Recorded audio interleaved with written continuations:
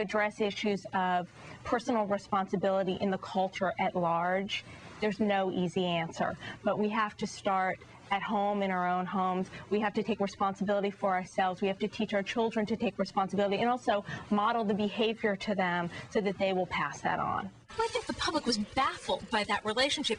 Lisa Marie spent a lot of time during her relationship with Michael Jackson justifying the relationship and trying to convince people and let people know that they were intimate. I think at some point she realized that she couldn't fix it, that this was way out of her league.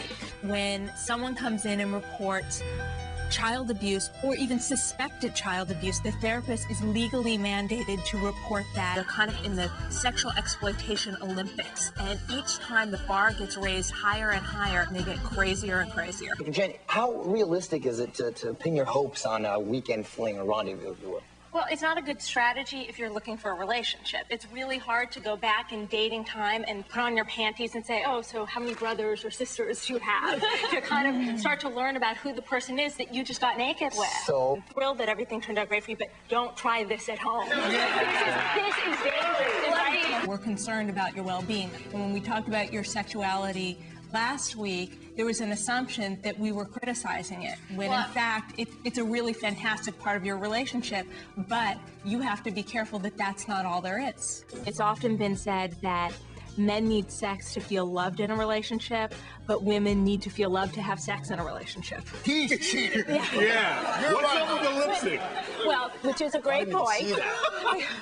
The peacemaker will avoid conflict at all costs. And it was on her side, right up in her grill. I know. Okay. Even if something is killing her relationship, she wants to avoid confrontation no matter what. The problem with the peacemaker, she usually sees the conflict but won't discuss it. Deep down inside, she may be seething, but she puts on the happy face. Now, aside from what it's doing to the relationship, isn't this like killing her? Absolutely. And also, peacemakers tend to be passive-aggressive. Right. They tend to avoid talking about what they want in the relationship, so they're seething inside because you didn't buy her flowers, but she wanted them. Well, technically and clinically, there's no such thing as a reality TV addiction, but it sure feels like that. And I say that not just as a shrink, but also as a viewer.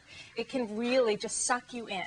Now, do you say that also as a person who's been on a reality TV show recently? Yes. You were the guest panelist for Married by America. You know, I think it's fascinating. We are kind of voyeurs at heart, and this kind of gives us the opportunity to, we all have these experiences, and we go, well, how does someone else handle dating? How does someone else handle rejection? And it gives us the opportunity to really kind of look at the way other people handle situations and even possibly learn from them. You've acknowledged that Kevin has a lot of different interests, that he hasn't quite found his thing yet. Yes. Are you willing to take the gamble on him finding his passion in life?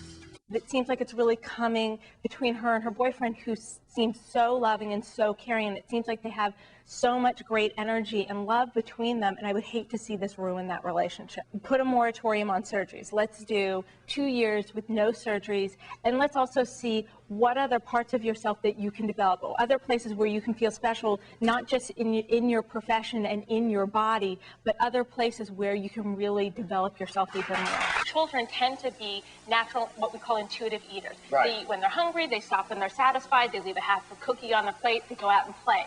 But what happens when children are placed on restricted diets early on, or children who are exposed to trauma, or children who don't learn to self-soothe at an early age, they are more likely to become overeaters later in life. More and more studies are showing that there is a genetic component, but also Americans have a lot of misinformation, and Americans tend to eat. We eat because it's time to eat. We eat because we're cued by visual cues. We eat because the super size is cheaper than the smaller size.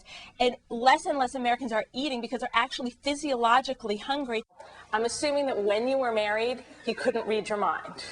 So the odds of him being able to read your mind now are even lower. You've got to talk to him about it. As awkward as it is and as uncomfortable as it is, you have to approach him and talk to him about it. You've got to say it in a way that is not loaded. You don't want to say, so you're not planning to bring that evil wench that you're dating, the one with the big thighs. You want to try something a little kinder and gentler, and you also want to take responsibility for your own stuff, what you're not ready for. It was not just a cry for Gucci, it was a cry for help. Regardless of whatever technique she used, she's a high-profile person with so much at stake, and for her to take a risk like that, on some level, was a cry for help. Sometimes people shoplift for the high of shoplifting. Sometimes they shoplift because of a sense of entitlement. It's highly unusual for someone the first time out shoplifting to steal such a large amount. If she does not get help, one of two things will probably happen. Either she will do it again, or she'll act out some other way. Well, the word impulse control. Antonio needs some of it.